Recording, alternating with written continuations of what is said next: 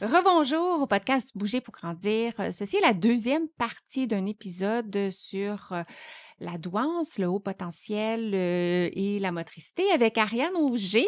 Dans l'épisode précédent, nous avons bien distingué ce que c'est la douance, le haut potentiel.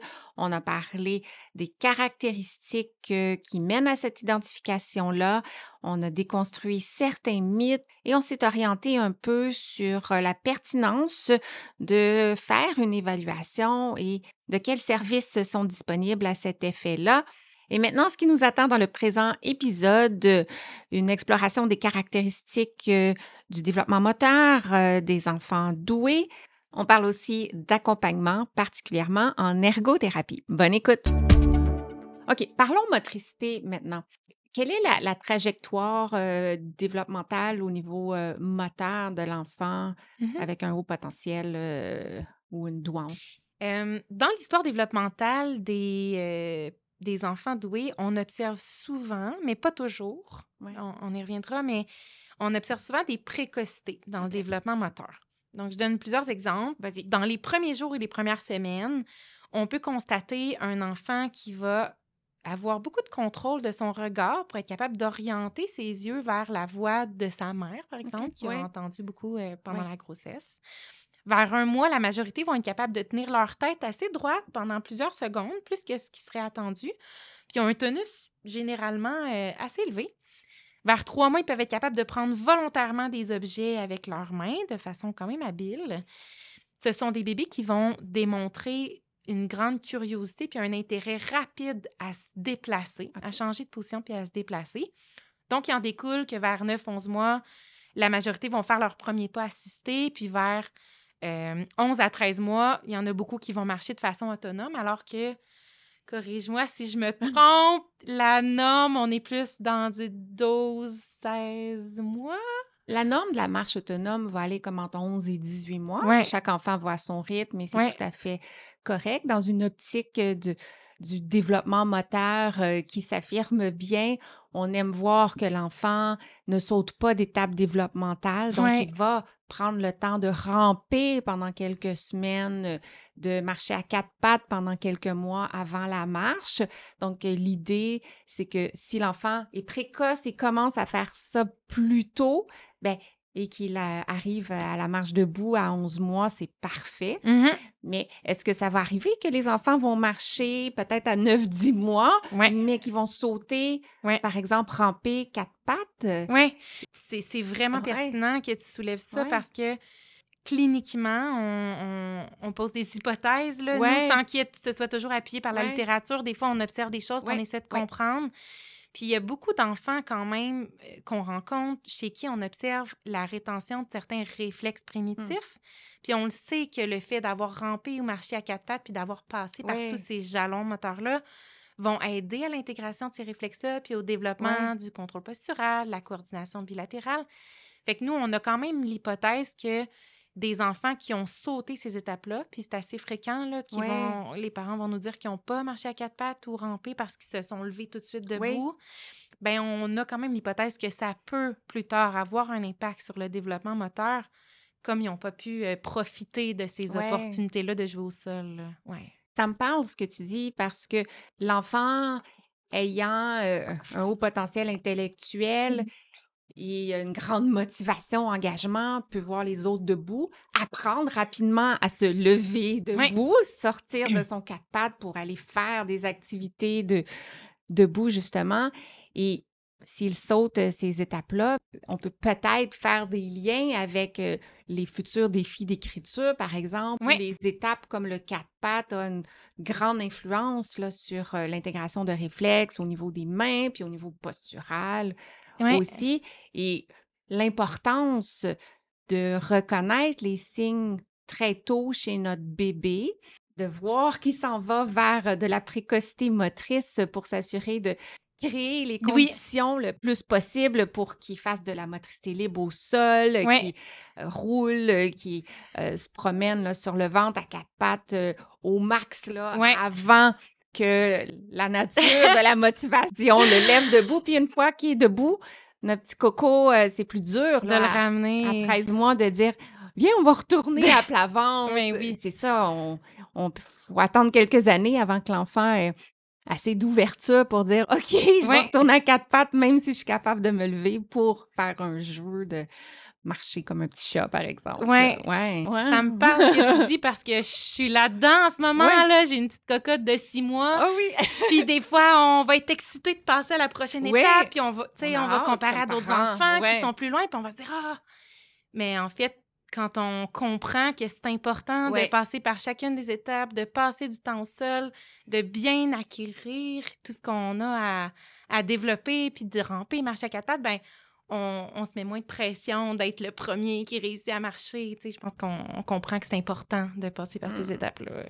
Oui, c'est pas une course, le développement. Puis le premier qui marche n'est pas meilleur que le deuxième qui marche. Et comme parents, c'est sûr qu'on est fiers de voir notre tout petit acquérir des nouvelles habiletés. Et si on sent qu'il commence à essayer de se lever, on peut avoir le goût de l'encourager pour que ça se fasse plus vite. Et là, on vient un peu confirmer qu'on avait raison, qu'il est précoce, qu'il est bon, mais ouais, c'est ça. Et marcher un peu plus tôt, c'est pas une garantie là, que ça veut dire que le développement est bien installé. Oui, exactement. Ouais. Ah, j'aime ça. Oui. J'aime ça, ce sujet-là. OK, mais là, on a parlé beaucoup du bébé, mais l'enfant va vieillir. Alors, est-ce qu'il y a des signes, si on ne l'a pas remarqué, par exemple, quand il était tout petit, à 2 ans, à 3 ans, à 4 ans, à 5 ans, au niveau de la motricité qu'on peut observer chez l'enfant avec un haut potentiel? Ben oui, vers 2 ans, on peut observer souvent que les enfants vont se déplacer ou bouger d'une manière qui va être un peu plus habile que leur père. Donc, ils vont, par exemple, être capables d'attraper des ballons, de manipuler le bâton de hockey, de se maintenir en équilibre de façon quand même assez habile. Entre 2 et 3 ans, il y en a beaucoup qui vont utiliser leurs mains de façon exceptionnelle. Donc, on va voir déjà qu'ils vont tenir les ustensiles comme un adulte, prendre une tenue de crayon qui va être... bon, mettons la tridigitale dynamique, qui vont colorier sans dépasser, faire des dessins élaborés. Puis entre 3 et 5 ans, on peut voir des enfants qui savent déjà nager sans les flotteurs, faire du vélo sans les petits trous. Fait que c'est des choses qu'on peut observer, mais pas toujours. Pas toujours. Oui, pas toujours.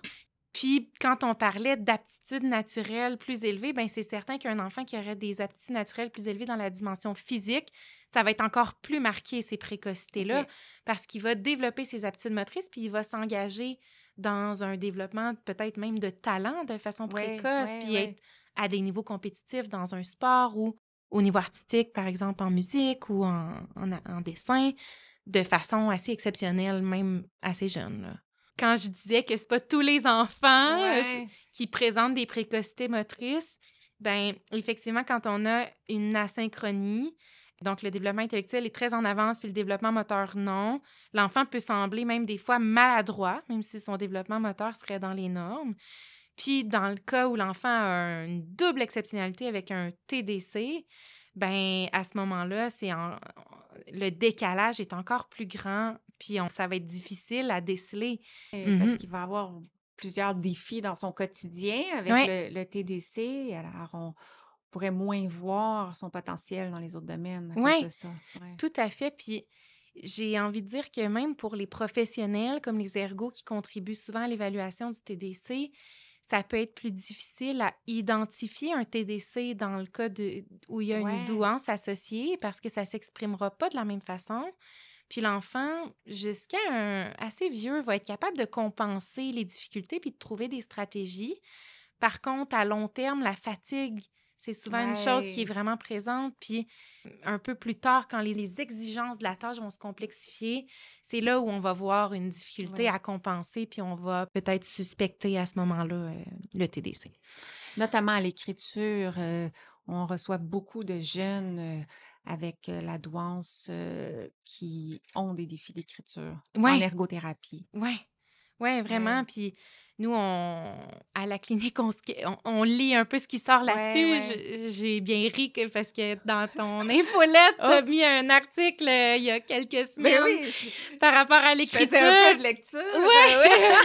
Puis C'était très drôle Ouais. parce que tu disais que effectivement, ça a été dénoté que la vitesse était parfois moins grande chez les enfants doués, mais il n'y avait pas d'hypothèse Ouais. qui était En soulevée. avez-vous une, vous autres, les Ben, catergots de la là, clinique? tu nous Ouais. connais, on s'est amusés Ben oui. à soulever des hypothèses. Puis, une des hypothèses qui peut expliquer pourquoi des fois la vitesse ou même la lisibilité, c'est quelque chose qu'on Ouais. voit qui peut être plus faible chez certains enfants doués. C'est parfois qui... Puis ça, c'est les enfants doués qui vont nous le dire, même verbalement, qu'ils vont trouver que leur main écrit pas assez vite pour la vitesse à laquelle ils ont Ouais. des idées. Donc, ça devient frustrant. Puis il y en a beaucoup qui vont vivre de la démotivation à cause de ça. OK. Ouais.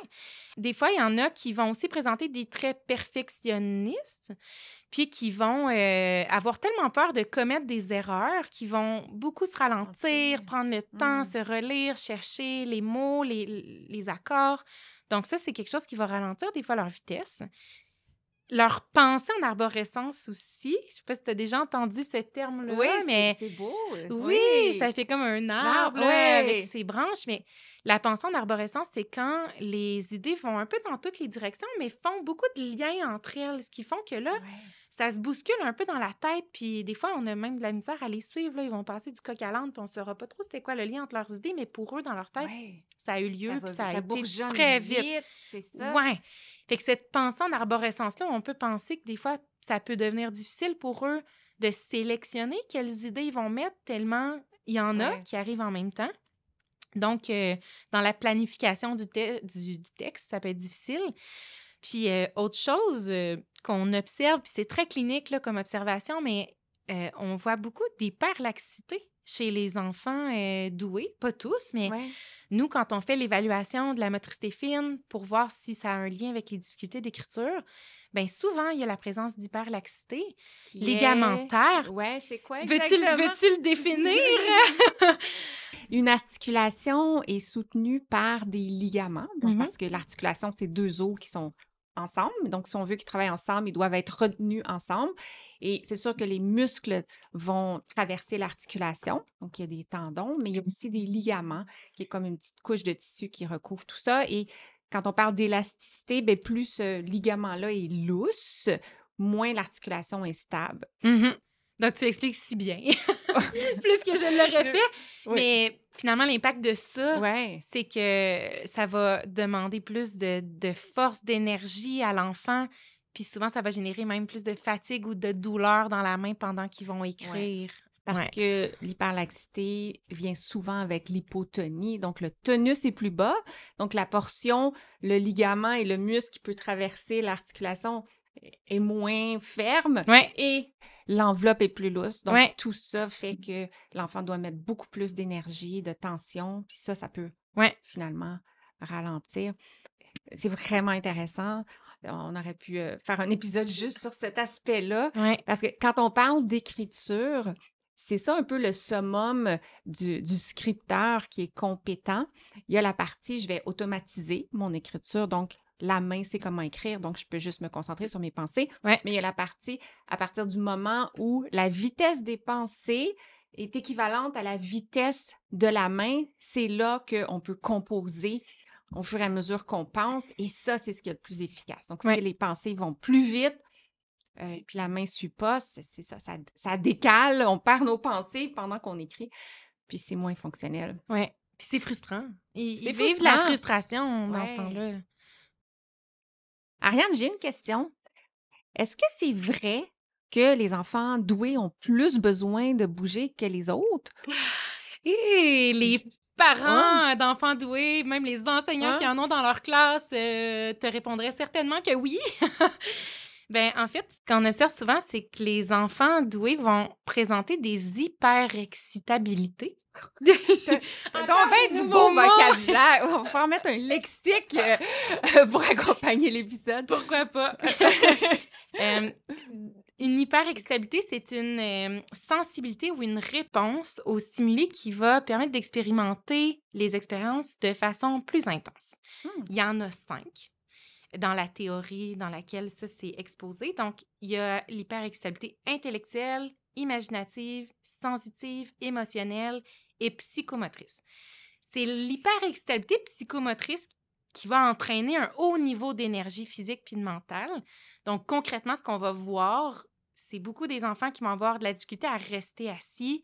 Ils vont bouger constamment. Ils ont besoin d'être occupés, d'être en action. OK. C'est donc des enfants très excitables. Puis, c'est positif pour eux parce que ça devient un carburant pour leur potentiel de développement. OK.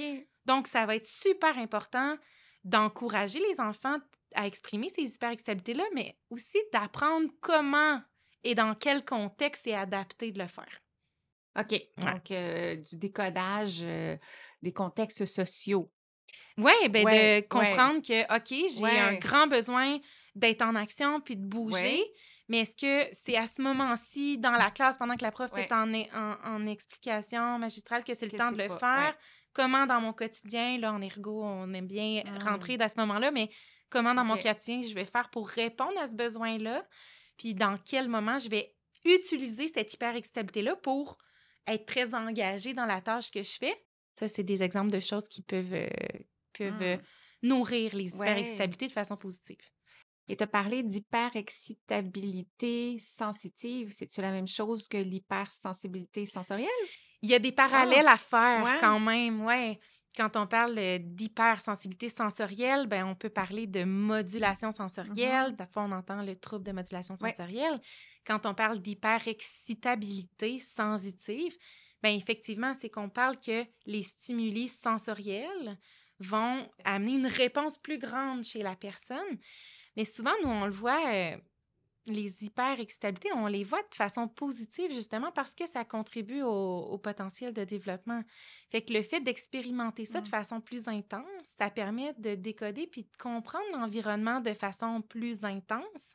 Donc, ça permet de mieux s'ajuster, de mieux résoudre des Mm. problèmes, de mieux comprendre comment ça fonctionne autour de nous. Donc, il y a quand même des parallèles à faire entre les deux.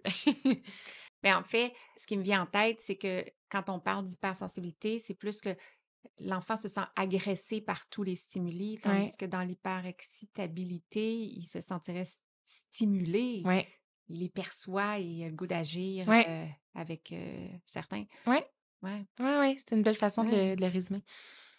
OK. On est des ergothérapeutes, donc parlons d'ergothérapie. Vous êtes 4 à la clinique CIDDT. Oui, tu l'as bien dit. Alors, comment vous accompagnez les enfants? Puis, est-ce que tu peux commencer juste parce qu'il y a des nouveaux auditeurs toujours, nous résumer brièvement, là, c'est quoi la perspective de l'ergothérapie? Oui, bien sûr. Ben, de façon générale, en ergo, on va, autant en douance qu'avec d'autres clientèles, là, on va chercher à optimiser l'engagement puis la participation de nos clients dans les occupations significatives pour eux. Donc, l'ergo va analyser l'interaction entre la personne, ses Oui, dimensions, l'activité qu'elle oui, souhaite réaliser, puis son environnement oui. pour comprendre les difficultés puis déterminer comment on va faire pour améliorer le fonctionnement. Ensuite, en douance plus spécifiquement, ben, la douance, on l'a nommé le jaune, c'est une force Oui. adaptative. Donc, c'est moins souvent ces clients-là qui vont nous consulter en ergo. C'est plus souvent les clients doublement exceptionnels qui vont nous consulter. Donc, on va intervenir plus souvent sur les difficultés occupationnelles en lien avec ces diagnostics-là, comme un TDAH ou un TSA. En soi, les motifs de Mm. consultation peuvent donc être les mêmes parce que on va explorer, par exemple, des difficultés occupationnelles en lien avec des fonctions exécutives, la modulation sensorielle, des difficultés Mm. motrices, des difficultés d'organisation. Ouais. Mais c'est les approches puis la façon dont on va travailler avec ces enfants-là qui Qui va... va varier. OK. Ouais. Parfois, j'ai envie de dire que les ergos peuvent intervenir quand même avec un enfant qui serait doué uniquement jaune. Dans le cas où on souhaite faire une accélération ou une dérogation scolaire à l'enfant, donc par exemple sauter une Ouais, année, ouais. ben on va avoir besoin des fois de l'ergo pour venir stimuler le développement moteur, par exemple, qui serait dans la norme, Ah. pour qu'il soit au même niveau que ses pairs en rentrant en première année, comme lui, il va avoir peut-être juste 5 ans, puis que les autres vont avoir 6-7 ans, bien, on va venir stimuler pour qu'il soit pas trop en décalage avec les Mm. autres quand il va avoir à apprendre l'écriture en première année. Donc ça, c'est le genre de choses qu'on peut parfois faire Ouais. voir un enfant qui est doué, sans trouble associé, mais pour qui on va vouloir stimuler le développement pour qu'il puisse suivre les pairs de son âge, C'est vraiment intéressant. les pairs plus vieux. Donc, on parlerait d'un enfant, par exemple, qui sauterait sa maternelle et commencerait directement en première année. Mhm. Si, avec l'évaluation, on a vu qu'il connaît déjà ses lettres et qu'il a de l'intérêt, Ouais. mais qu'au niveau de sa main, Il est à son âge. il est à son à 5 âge, mais il a ans. besoin d'un petit peu plus pour maîtriser l'écriture. Ouais. Puis de rester assis sur une chaise aussi. Là. Ouais.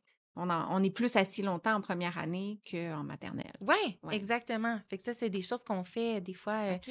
On a un centre d'accélération à la clinique. Ah! Donc, quand on va déterminer que l'accélération serait OK. nécessaire et bénéfique, ben, des fois, ils vont nous envoyer les cocos en ergo pour stimuler, pour être sûr qu'ils soient prêts puis que ce soit positif pour eux, cette intervention d'accélération-là.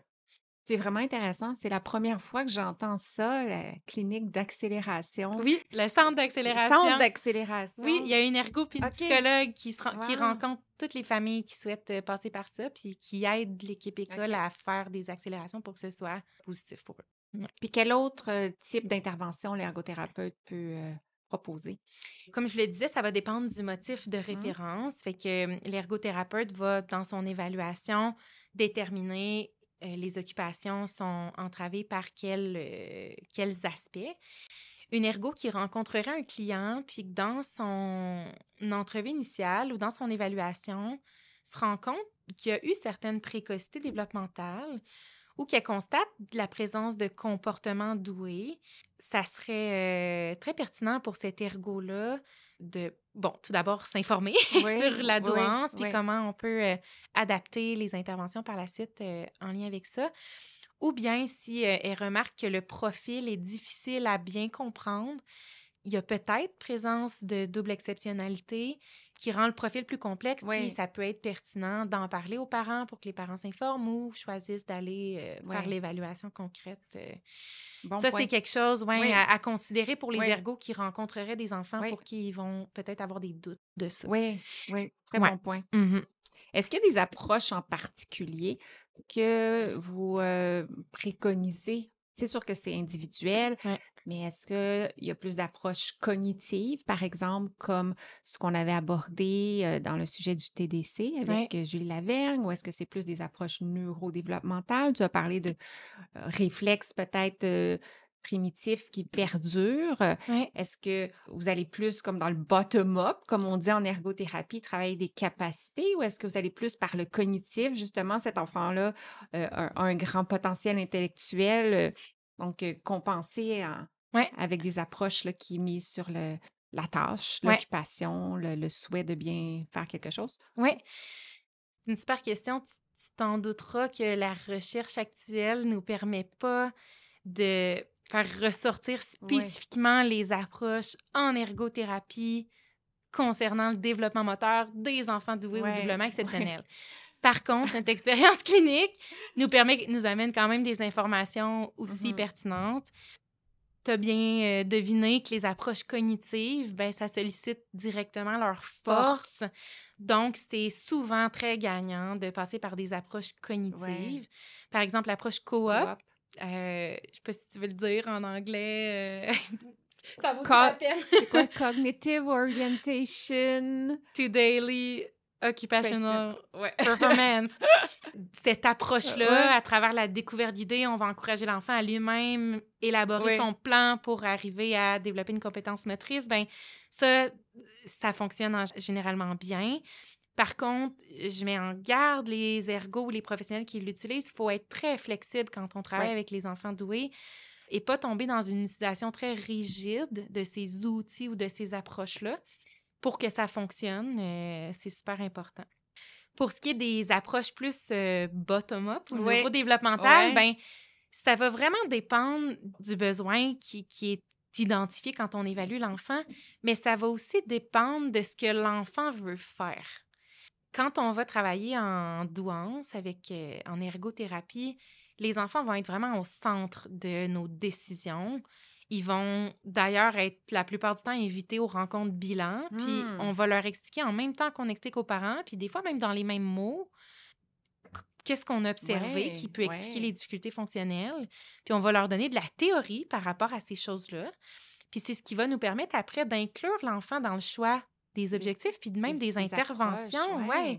Donc, si ça fait sens pour l'enfant de travailler la dissociation de ses doigts ou les manipulations Ouais. dans sa main parce que on a jugé en évaluant que ça pouvait avoir eu un impact sur son écriture, ben on va utiliser à ce moment-là des approches, puis on va bâtir des jeux puis des activités avec l'enfant qui vont travailler ces choses-là. Mais il faut que ça fasse sens absolument pour l'enfant. De OK. prime abord, Puis, ouais. y en a-tu d'autres, des stratégies qui peuvent être utilisées par les ergothérapeutes ou des approches? Oui, ben ça va être super important de faire sens. Fait que l'enfant doit absolument comprendre pourquoi on propose telle ou telle Ouais. activité. C'est la meilleure façon pour susciter leur motivation puis s'assurer qu'ils vont adhérer à ce qu'on va faire. Euh, c'est d'ailleurs un peu un défi quand même pour les ergots supplémentaires parce qu'en tout temps, l'ergot doit savoir exactement pourquoi ils font Oui. pourquoi ils font ça, puis ils doivent aussi savoir en tout temps comment l'expliquer à Clair. l'enfant pour s'ajuster, Ouais. puis bon, que l'enfant ait du plaisir puis participe à la thérapie. Donc, c'est l'acteur principal. Il est vraiment au centre là, de Ouais. toute l'intervention. Oui, tout à fait. Ouais. Donc, on va constamment être en train de s'ajuster à lui puis OK. à comment il réagit. Une autre des choses importantes, je pense, quand on fait nos interventions, ça va être de s'assurer qu'on a un rythme, qu'on répond à leur rythme d'apprentissage élevé. Donc, on va éviter le plus possible la répétition. Puis, on va parfois même utiliser du vocabulaire qui va être plus poussé, qu'on ne s'attendrait pas OK. qu'un enfant de cet âge-là comprenne, mais on va pas vouloir l'infantiliser, finalement, OK. Ouais, dans les important. interventions. Ouais. Ça va être extrêmement important de miser avant tout sur la relation thérapeutique. Si le lien avec le thérapeute est fort et authentique, puis que l'enfant, il sent qu'on le comprend puis qu'on le considère, il y a beaucoup plus de chances de s'engager dans l'activité Ben oui. puis d'améliorer optimalement son fonctionnement. Mais ça va de soi. Ouais. Je pense absolument pour l'enfant de prime abord, ouais. Puis, j'ai envie de rajouter que j'aurais plein de choses à dire, mais ailleurs dans le monde, comme je le disais, ils sont des fois un peu en avance sur nous. Fait qu'on voit émerger certaines approches de plus en plus que des ergots même développent. En janvier, je pense, 2024, il y a une ergo qui habite maintenant en Australie, qui vient de l'Angleterre, je pense, qui a publié un livre. Je vais essayer de le dire en anglais. Vas-y. C'est Occupational Therapy for Children with DME, qui est leur façon de dire Dual and Multiple Exceptionality, or Twice Exceptionality. Fait que ce livre-là est sorti, puis elle a développé une approche. Tout ça pour dire que on voit des ergots qui commencent à s'exprimer, à parler de ce qu'eux ont développé. C'est rien de validé scientifiquement pour l'instant, mais ça demeure quand même intéressant de voir ce qui se fait ailleurs pour ajuster ce que nous, on fait. Fait que s'il y a des ergots qui s'y intéressent, bien, sachez que le livre vient de sortir, donc ça peut être intéressant comme entrée en matière de lire ça pour s'y intéresser. Pour les étudiantes et les étudiants en ergothérapie qui cherchent des sujets de mémoire aussi. On adorerait ça. Il y a beaucoup de travail à faire. Ça va être le fun d'être un ergothérapeute dans 20 ans parce qu'il va y avoir plus de littérature. Tellement. On est beaucoup plus actifs déjà maintenant qu'on l'était il y a 20 ans. Et d'avoir des approches puis des modalités qui ont été étudiées, qu'on voit les impacts, ça va être le fun. OK. Il y a beaucoup de choses que les ergothérapeutes peuvent faire, mais quels sont les autres professionnels qui viennent intervenir en même temps dans l'équipe ou à la place, finalement, lorsqu'il n'y a pas d'ergothérapeute dans cette équipe-là? Oui. Dans les meilleures pratiques en douance, la collaboration est essentielle, puis souvent gagnante avec cette clientèle-là. Dans l'évaluation diagnostique du TDC, ben, l'ergo va avoir sa place pour faire ressortir l'impact des difficultés motrices sur les occupations, sur le fonctionnement. À la clinique, nous, on est plusieurs professionnels à collaborer, puis on travaille non seulement on travaille pas en multidisciplinarité, on travaille en interdisciplinarité, donc dans le même dossier, on porte des objectifs communs, puis on travaille étroitement ensemble. Donc, il y a des neuropsys, des neuropsychologues, des psychologues, il y a des psychoéducateurs, plus psychoéducatrices. Oh non, on a un gars qui s'en vient. Orthophonistes, orthopédagogue? Oui, orthopédagogue, Ouais. j'ai eu un blanc. Ouais. Est-ce qu'il y en a d'autres que j'oublie? Là, j'ai pas envie d'oublier Parce que personne. ça dépend du profil, Oui, c'est ça ça. dépend du profil, Ouais. puis c'est ça, ça va dépendre du besoin qui est identifié pour savoir quel professionnel va intervenir. Un de nos collaborateurs central, j'ai envie de nommer la famille, parce Ouais. qu'en douance, la famille, c'est le premier facteur de protection. Donc, quand l'enfant doué est bien dans sa famille puis que ça se passe bien dans sa famille, c'est là qu'il y a le plus de chances d'être à son plein potentiel. Puis, quand on parlait plutôt d'asynchronie environnementale, des fois, l'asynchronie va être scolaire. Donc, un trop grand décalage entre le besoin des enfants puis la capacité de l'école d'y répondre. Donc, la collaboration avec l'équipe école, même de la part de l'ERGO, va être super importante dans ces situations-là pour aider à bien ajuster les interventions pour favoriser le fonctionnement optimal de l'enfant. Aurais-tu envie de sortir peut-être 3 grands messages, 3 points clés qui résument l'ensemble de cet énorme épisode, mais tellement intéressant? Oui. Ben, le premier, je pense que je rappellerais à quel point c'est une population hétérogène. Donc, le fait qu'ils soient tous très différents les uns des autres, il n'y a pas de recette qui existe. On dit souvent un peu à la blague à la clinique qu'on évite de parler d'outils parce que les outils vont souvent être très positifs ou fonctionner dans la population générale, dans la norme où les enfants se ressemblent un peu plus. Là, ils sont sous la courbe un peu plus collés les uns sur les autres. Tandis que quand on s'éloigne dans cette courbe-là, ben, les enfants étant plus différents, c'est des outils qui vont soit pas fonctionner ou même leur nuire. Donc, il faut vraiment être très conscient de c'est quoi les intérêts de l'enfant, c'est quoi son profil, puis de voir comment on fait pour adapter à son enfant sans être trop rigide. Fait que, première des choses, population hétérogène. Ensuite, on l'a dit, mais les précocités motrices sont des fois présentes, mais sont pas toujours présentes, puis un développement dans les normes qui inclut même des retards moteurs, ça veut pas dire que l'enfant est doué.